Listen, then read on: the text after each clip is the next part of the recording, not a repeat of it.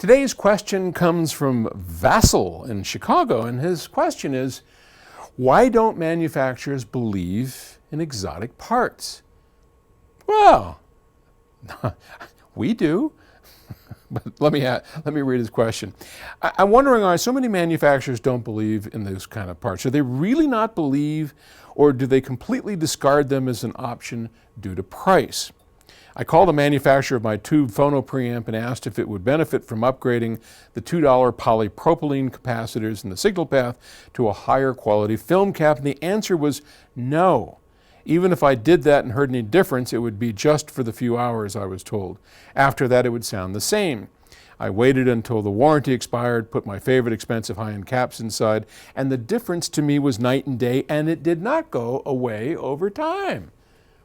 Good for you, Vassals. I hate it when manufacturers come up with this bullshit. Parts do make a difference. Now look, all of us manufacturers build to a price point. If you're buying a $30,000 D'Agostino, you're going to get the finest chassis and jewelry on the outside. It's going to have exotic parts on the inside, all things that Dan has figured would make the unit sound good.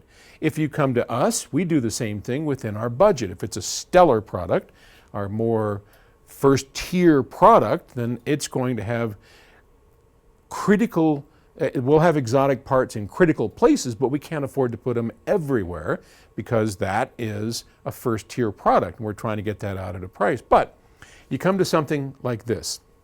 So here is, I know you're just looking at the stack of a Backum. This is a BHK preamp.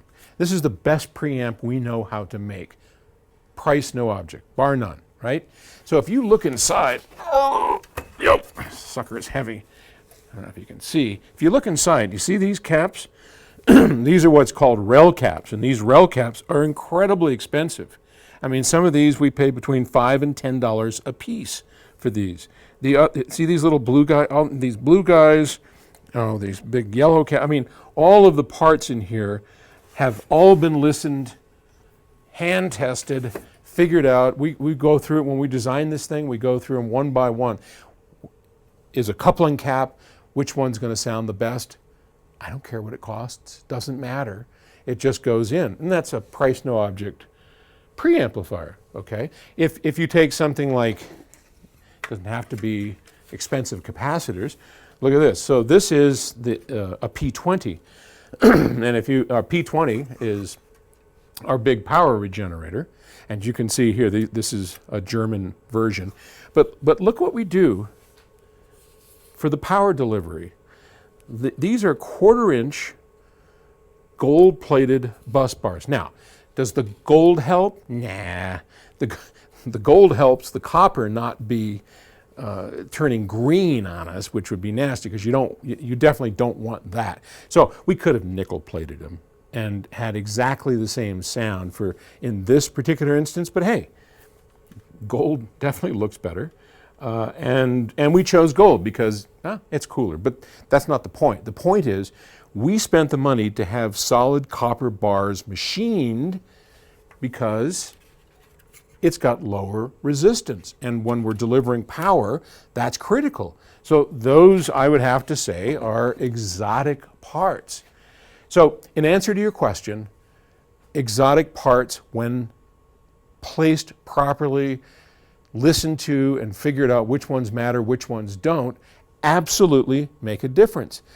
What I do object to is when a company is trying to justify high prices in high-end audio. Now when that happens, that doesn't make me happy. Because if all we're trying to do is just justify all the money you spent and we put in a whole bunch of expensive stuff in there without any purpose, rhyme, or reason, that is not healthy for the industry.